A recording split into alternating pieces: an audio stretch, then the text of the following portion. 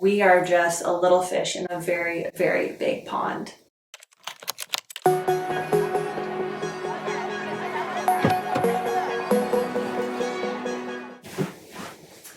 Hi guys, welcome back to my channel. My name is Megan May. For those of you who are new here, welcome. If you're returning, hello again.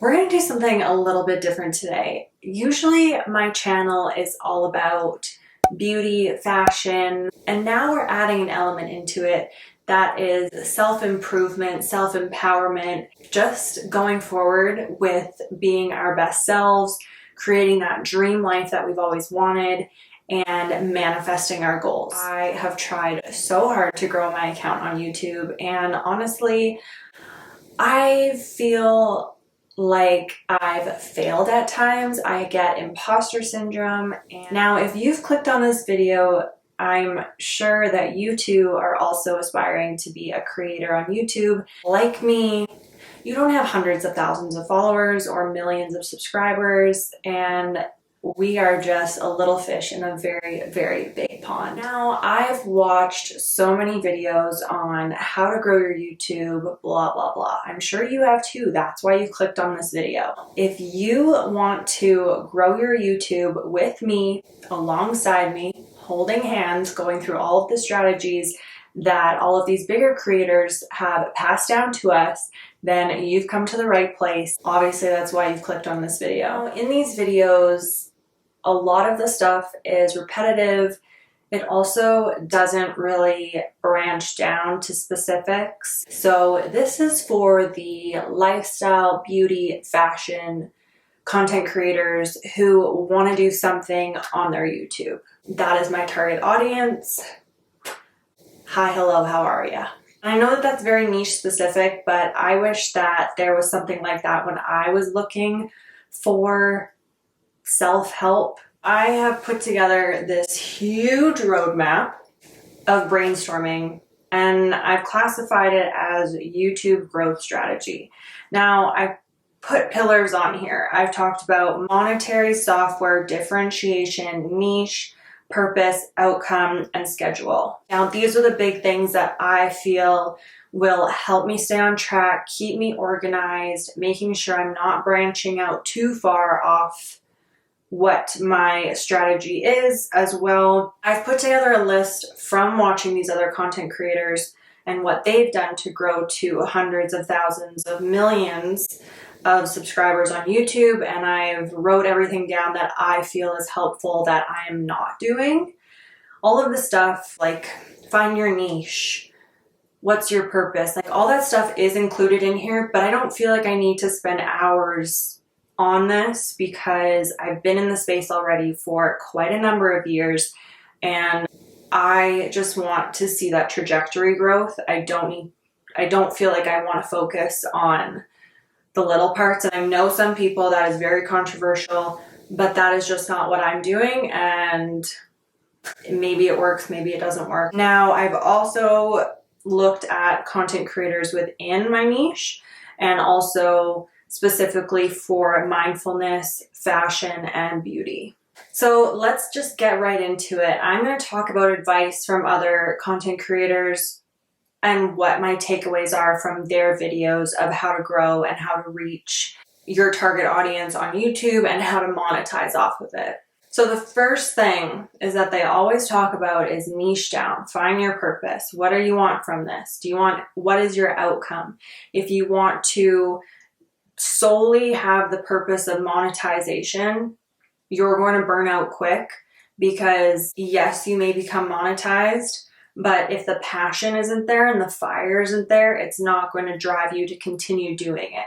So ask yourself the question, if you were to win the lottery, would you still pursue YouTube? And if the answer is yes, then by all means continue along your path. And if the answer is no, then I would seriously reconsider why you want to do YouTube and what your process and your actual motivation behind building a YouTube community and building a YouTube account is. Once we've quickly established what our niche is, our purpose, and what the outcome we want to receive from YouTube is, then we move into the actual structure of scheduling and what our week looks like. There are 5 key things that I want to focus on, and that is plan, film, edit, SEO, and upload. So what I've done is I've created this little calendar. This is what my little calendar looks like. And basically it summarizes what my week looks like with those 5 pillars. So some of them may overlap, which is totally fine because I won't be spending all the time in those 3 days editing my YouTube video. And at the end of that last day, I'm going to do half editing to make sure that my video looks precise, pristine, it looks good to go. And then I'm going to focus on creating that SEO. I use TubeBuddy. I haven't found the most benefit out of it, and it is expensive for what it is. Obviously the better plan is way more expensive and you probably get your bang for your buck, but for me I was like, okay, we're gonna do the middle guy. I could go with or without it. I feel like now in my YouTube journey I kind of know the tools and the tips and the tricks that I can look at in order to compare if this video is going to do well or it's going to flop. So this is how I kind of structure my week. I plan out my content and what I'm going to create on Wednesday, Thursday. I basically go onto YouTube, look at what the other creators are doing, see the videos that have gained a lot of reach or have gone viral. I take that idea, I recreate it, add my own little spin on it, and that is the video that I plan on creating. I do work a 9 to 5, full disclosure. So Friday, Saturday are my film days. And now I usually film in the evenings or the mornings so that I don't feel like it's all hitting me at once and I can actually have my 9 to 5 and then also have my content creation on the side. And when I edit, it is Saturday to Tuesday. I give myself a lot of leverage here just in case I do have things that come up. If I do have dinners I want to go to or a workout class, I don't feel like I'm behind schedule in editing my YouTube video. At that last day of editing, like I had mentioned, I throw in SEO. So then I focus on my thumbnail, my title, and my description, making sure everything, including the tags, the keywords, everything is good to go. And then I schedule for an upload on Wednesday and I repeat that whole process. I plan, I film, I edit, SEO, upload. That's the way my week goes. The software that I use to do this, to edit, I use iMovie because I've seen so many creators saying that until they kind of hit over the 100,000 mark, they've continuously used iMovie instead of switching to Final Cut Pro or even outsourcing their editing. So right now I'm with iMovie and I don't mind it, don't hate it. It's okay. Another software that I use is Trello. This keeps me organized with my ideas and then I can move things around really seamlessly into my different pillars: plan, film, edit, SEO, and post. So that way I know in what pillar each topic is in and which each video is in. So a lot of people have said that you need to focus on your thumbnail and your title. I genuinely start with my title after I film the video because then it kind of gives a sense of what that video is going to look like with the elements of the filming in it. I've seen some people have a stock image maybe from Pinterest behind them, and honestly I'm going to start incorporating that because I think that that is a great idea to have yourself in there, but also have some like stock images maybe of things that you don't have or you don't have access to, or it just adds that element into your thumbnail that is more exciting and pleasing to the eye than just your face.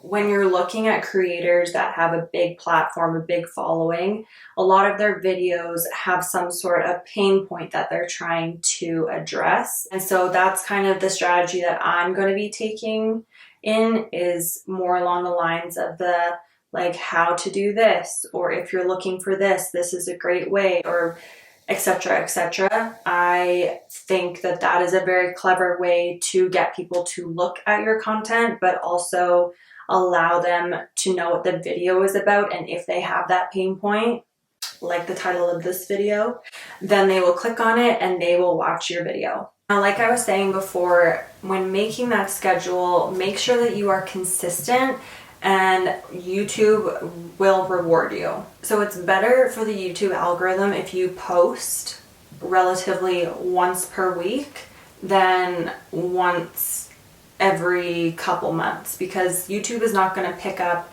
that you are trying to grow your channel. It's not going to show your video to a wide range of audiences.